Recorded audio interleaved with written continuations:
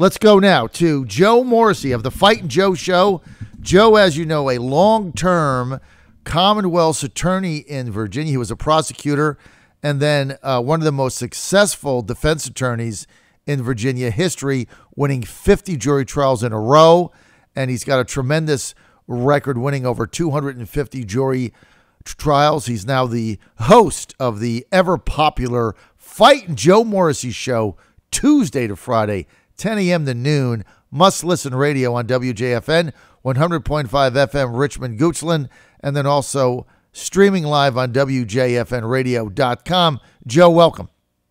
Thank you, John. Good to be back with you this morning. Reaction to the Mueller report and the summary by Attorney General Bob Barr. Not at all surprised by the report. Maybe it was intuitive, but the summary that came from the Attorney General was consistent with what I thought it would be. Let me give you my perspective, and I'll tell you this, John. My perspective is the same whether I'm looking at it through prosecutorial eyes, defense attorney eyes, as a former member of the legislature, as a Democrat. Okay, it's the same. It is. First, a big victory for Trump. Number one, two main points.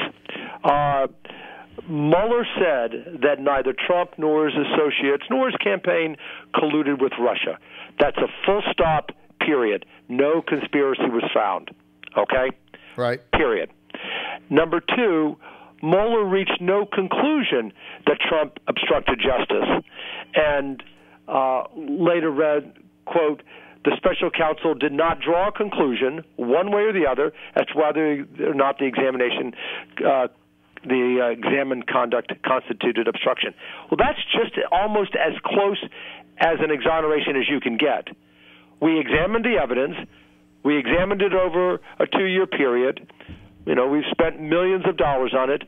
40 prosecutors vetted this, and we cannot conclude one way or the other whether it was obstruction of justice. That's a vindication. So it's a big victory for Trump, and trust me, for the next 19 months, whether the public likes it or not, that will be the war cry going out from the White House as we lead into the 2020 elections. So why are the Democrats, why do they continue to say, even in the news media, the fake news media, legacy media today, Joe Morrissey, that, well, the president's not exonerated because Mueller didn't exonerate him for obstruction of justice? Why do they keep saying that? It's the only thing they could latch onto. All right? Let's say that the investigation had nothing to do with Trump, and let's just say that the investigation had to do with obstruction of justice. That's the only thing that came out. All right? And then after 2 years, the special prosecutor comes out and said, after an exhaustive examination, we cannot conclude that he obstructed justice. Well, okay, end of story. End of story. Because it was the lesser of the two, D's have latched onto it. And do you remember what I said on my radio show in January and February when the new Democrats were elected to Congress and took control? I said that the Democrats would be hurting themselves if they spent the entire next 2 years with special inquiries, grand jury subpoenas, congressional subpoenas, testimony. The public was tired of it. And if they do that, they do it at their own, going forward, they do it at their own peril. Right. And that's coming from a Democrat. Well, and they're going to continue to do that because there's no backing down and there's no accountability. And, you know, look, Joe, up till Friday, you had people like Clapper and Brennan and others and Adam Schiff up till Friday saying that people are going to be indicted. I mean, these are, you know, Schiff is the intel chair of the House. Now Nadler's saying, well, you know, there's more questions than answers. What do you mean there's more questions than answers? You got your full report, $25 million, and 2 years later, 2,800 subpoenas. Robert Mueller, who, by the way, they all told us, Joe, was the best prosecutor in the history of the world of prosecutors, like better than Moses, like on a par with Jesus Christ. He was the best ever, right? They wanted to protect him. Now all of a sudden they're saying, well, maybe he didn't have enough time. maybe there was something he missed. So why don't we investigate? Where the hell are they going with this? The public doesn't have an appetite for that. All right, and I would, although I am not on Representative Gerald Nadler, he's a Democrat from New York and the chairman of the House Judiciary Committee, while I am not on his speed dial, if he were to call me, I would say, yes, I know your base is saying, go after him, go after him, go after him, but let me tell you, as somebody that has his pulse on, I think, fairly accurately, what the community is thinking, and I talk to a lot of people, D's, R's, independents, you name it. The public does not have an appetite. They are satisfied. It was important for this report to come out, whether in extended summary fashion or the full report. The public does not want to spend $50 million more on investigating this. I can tell you that from just listening and talking to people. So if he does it, he does it at his own peril. Well, that's the beauty, Joe, of having a talk radio show, is you get to hear directly from callers of all stripes. They tell you what they're thinking, and they really represent a much larger view. So I think you're right there. I think people are sick and tired of this whole thing. John, particularly on my show, and I'm not, I'm sure some folks listening might think, well, he's plugging his show. No, I'm not. My mantra from the beginning has been, I call it the way I see it.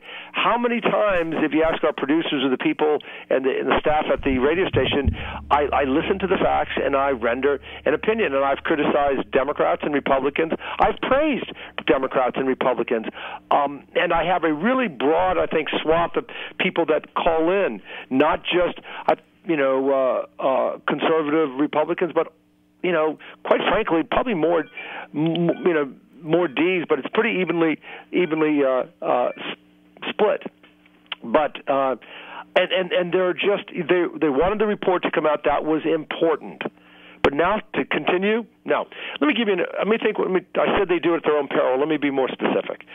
If you recall, after Clinton was extensively investigated by Kenneth Starr, that was the most expensive special prosecutor's investigation, pretty much close to $100 million. Right. And after that, when that occurred, after it occurred, do you remember what happened to Clinton in the next round of elections? His popularity soared, and Democrats were reelected to Congress in droves. Now, I think the Democrats have got to be sensitive to two things. Number one, the feeling that, you're sore losers, you didn't get what you wanted, and you're not critical of Mueller and saying that he was biased, but you didn't get what you wanted, so now you'll have a partisan assault on him. And also, you're spending our money doing that.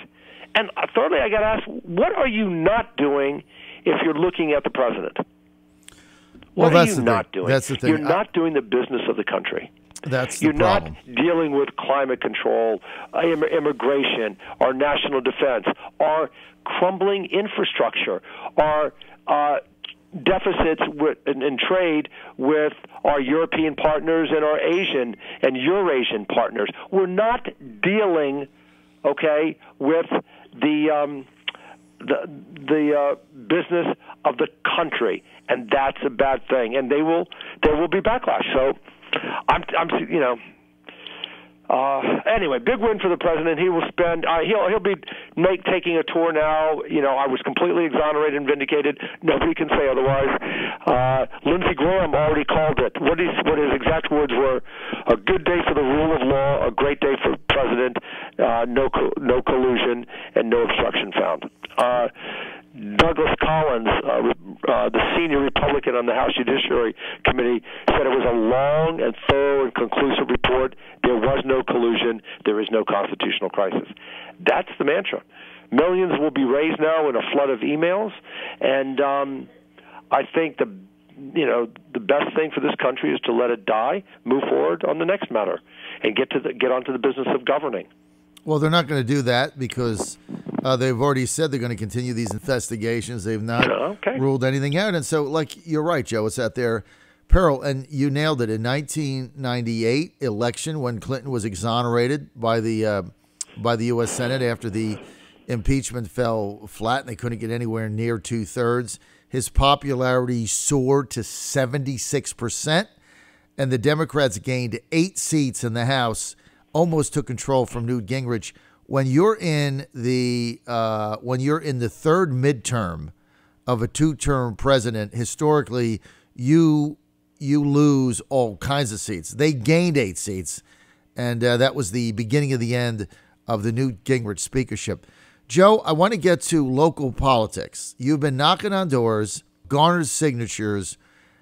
Everybody in Virginia is waiting with bated breath. Is Joe Morrissey going to officially launch a campaign for state senate against Roz Dance in District 16, Petersburg, Dinwiddie area? Joe, are you in or are you out?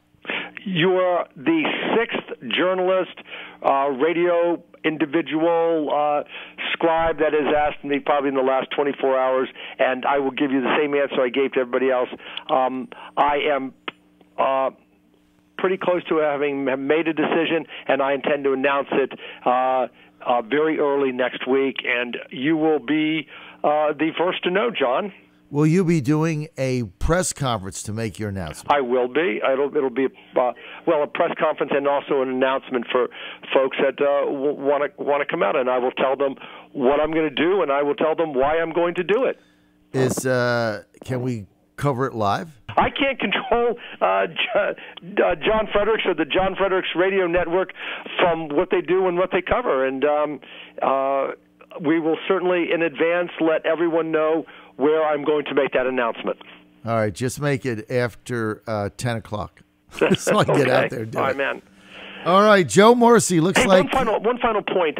Some people are going to say, with regard to this, that, well, the special prosecutor threw the question of obstruction off to the Department of Justice, all right? Well, that's also been resolved. Barr, the U.S. attorney, and Rosenstein concluded that the evidence developed during the special counsel's investigation is insufficient to establish any obstruction of justice. So there's your answer there. That normally is what comes out. I want to be clear on this last point. That's normally when you have an investigation, like remember Rob was investigated some time ago. They had a grand jury investigation, etc. Normally, when the prosecutor comes out and said we were unable to establish evidence that would warrant an indictment and a prosecution. Normally, that's the hallelujah that the people stand up and say, I am totally vindicated. Well, Trump got that on the obstruction matter, but got a more definitive one on collusion. There was no collusion, and the other one was there is no evidence that would support a prosecution for obstruction. So pretty much as much of a twofer as you can get, and I expect, again, Trump is not on my speed dial, he's on yours, that he'll be flying around the country raising money and trumping his victory, no pun intended. The exoneration tour. It's coming to a theater near you. Tour. Did you just come up with that? Yes, Joe. Good job. Thanks, Joe. Hey, listen, I got to get to work. I've got little children's mouths to feed. I've got work to do, and I've got soles on my pairs of shoes that need to be resoled. Joe Morrissey, The Fight and Joe Show, WJFN Radio, 100.5 FM, Richmond, Goochland, or get him streaming live, WJFNradio.com, Tuesday to Friday, 10 a.m. to noon, The Fight and Joe Morrissey Show. Must listen radio.